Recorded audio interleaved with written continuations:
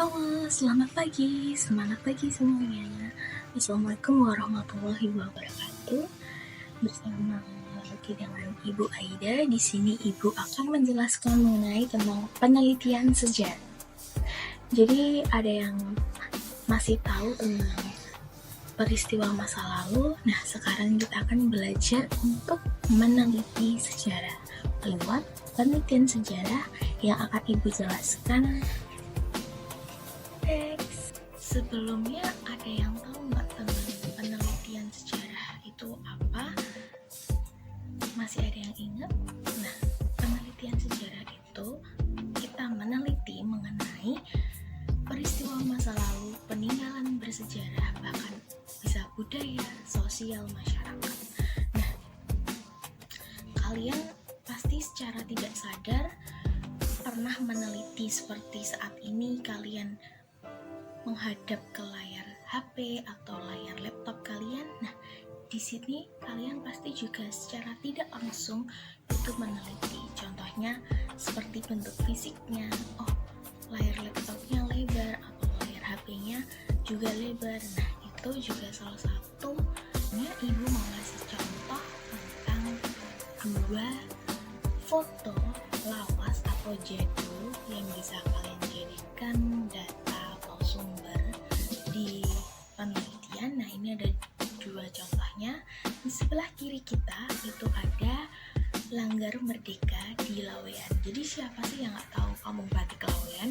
Pasti kalian sering lewat juga ya, karena di area Solo Raya. Kemudian di sebelah kanan kita itu ada Pasar Gede. Jadi ini Pasar Gede saat renovasi. Selanjutnya, kunjungan dan wawancara kepada Bapak Jazuli selaku pengrajin belangkon di Desa Potrojayan. Oke Sobat Belangkon, kegiatan selanjutnya yaitu kami melakukan diskusi tentang luaran MBKM yang berupa artikel dan pameran belangkon. Wawancara kepada Bapak Arif, pengrajin belangkon, dilanjutkan dengan diskusi kelompok bersama Dospem. Oke Sobat Belangkon, selanjutnya kegiatan kami adalah wawancara kepada Bapak Aris dan Bapak Agung selaku pengrajin belangkon KSA, dan dilanjutkan dengan observasi lokasi untuk pameran. Kami juga menyaksikan bagaimana proses dari pembuatan belangkon. Kita akan mulai memasuki tahapannya. Jadi tahapan atau langkah-langkah kita harus step by step itu, karena agar bisa perlahan dan mencapai tujuan. Nah, seperti di metode penelitian sejarah atau langkah-langkah penelitian sejarah ini, ada 5 tahapannya. Yang pertama, pemilihan topik, heuristik, kritik, interpretasi, dan historiografi. Kita akan menuju ke pemilihan topik. Sama seperti kalian saat akan ngobrol atau chat dengan temannya dan lain-lain. Nah, kalian tuh perlu memilih topik. Kenapa topik harus dipilih? Karena supaya nantinya ada alur pembicaraannya, alur apa yang akan kita teliti. Nah, di penelitian tuh juga seperti itu.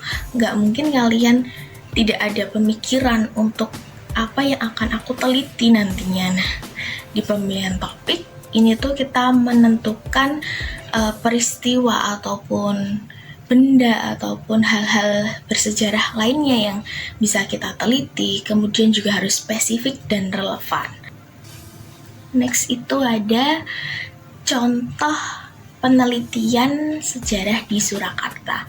Nah, ini anak-anak Surakarta pasti pada tahu kan ya, 4 gambar ini yang setidaknya kita pernah ikuti atau pernah datangi, kunjungi. Contoh yang pertama, gambar paling kiri kita itu ada Kampung Kauman.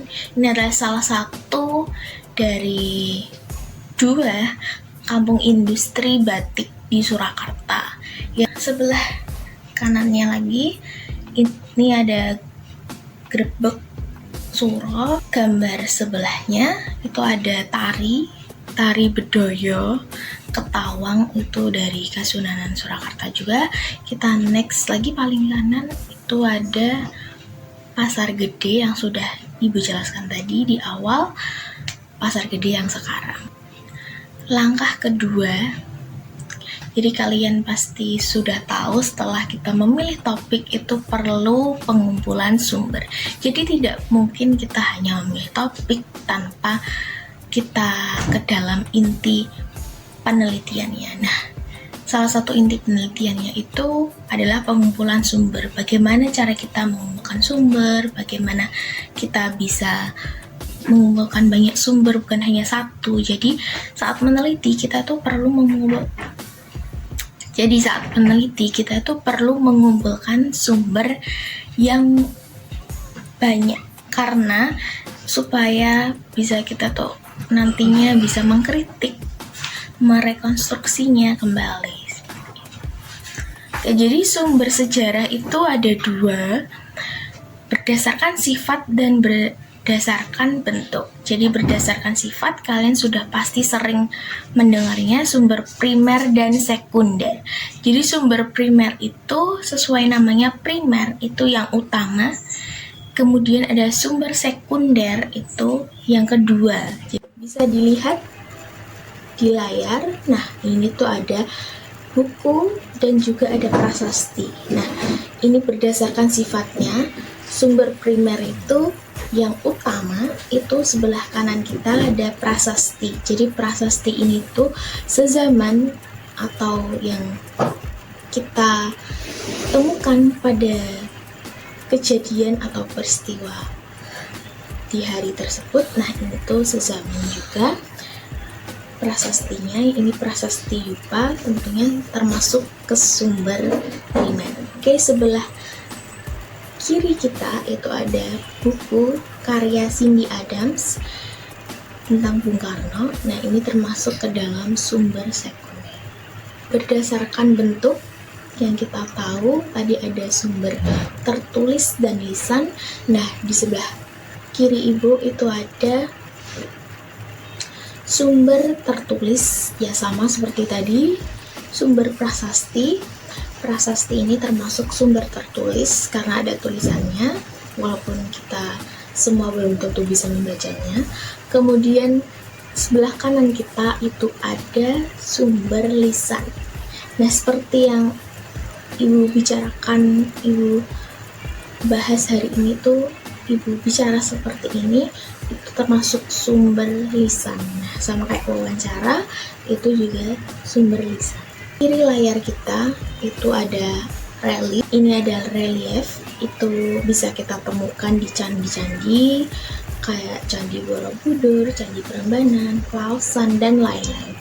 Oke, di sebelah kanan kita itu ada video pembacaan naskah proklamasi kemerdekaan Indonesia oleh Bung Karno.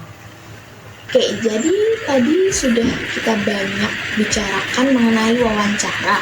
Nah, kenapa sih wawancara itu sering kita temui, sering kita lakukan saat meneliti sejarah?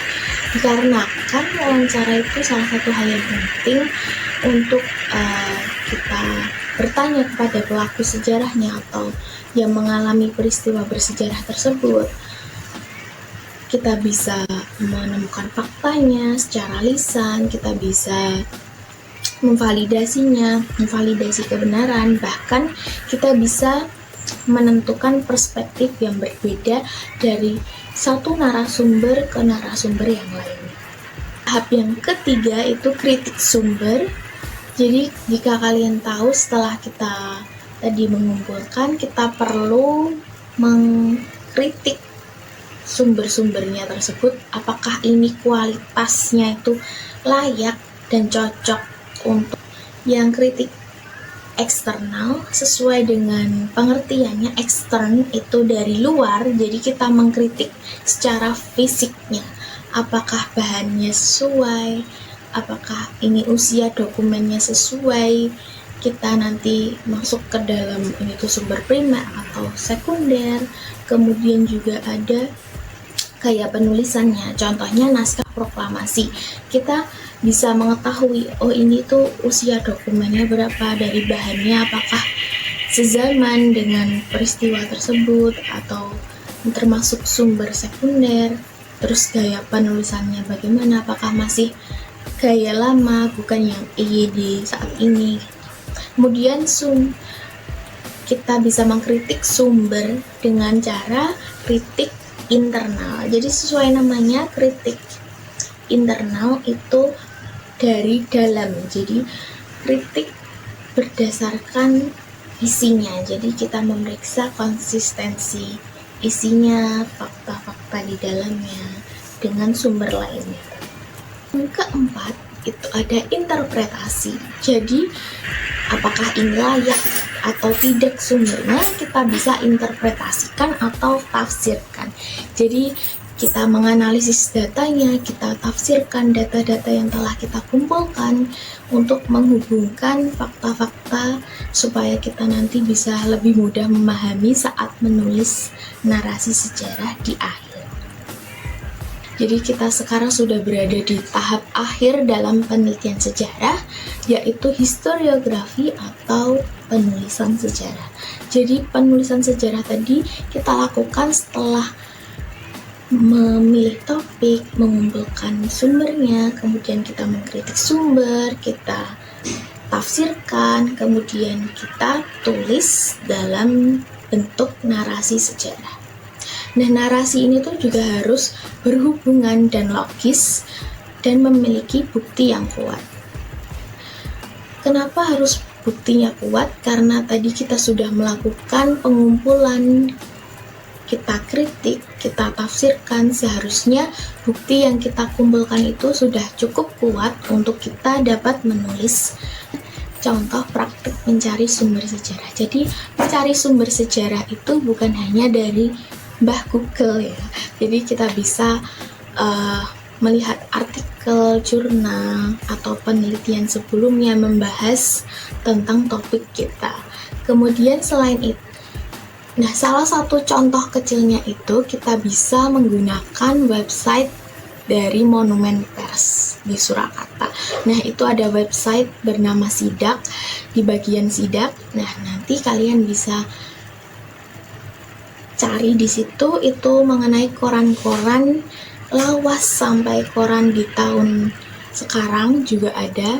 Nah itu bisa kalian gunakan sebagai salah satu contoh sumber sejarahnya. Di sana ada banyak, kalian bisa ketik di keywordnya. Ini seperti contoh ini. Nah salah satu contoh kecilnya itu kita bisa menggunakan website dari Monumen Pers di Surakarta. Nah itu ada website bernama Sidak, di bagian Sidak. Nah nanti kalian bisa cari di situ itu mengenai koran-koran lawas sampai koran di tahun sekarang juga ada. Jadi itu yang bisa Ibu jelaskan, Ibu jabarkan mengenai penelitian sejarah. Ya anak-anak, terima kasih sudah menonton video Ibu. Jadi Ibu ucapkan terima kasih sekali sudah mengikuti dari awal video hingga sekarang. Ibu ucapkan bye. Sampai jumpa kembali di materi selanjutnya. Wassalamualaikum warahmatullahi wabarakatuh. Semoga kalian masih suka belajar sejarah bersama dimanapun, kapanpun, dan bersama siapapun. Bye.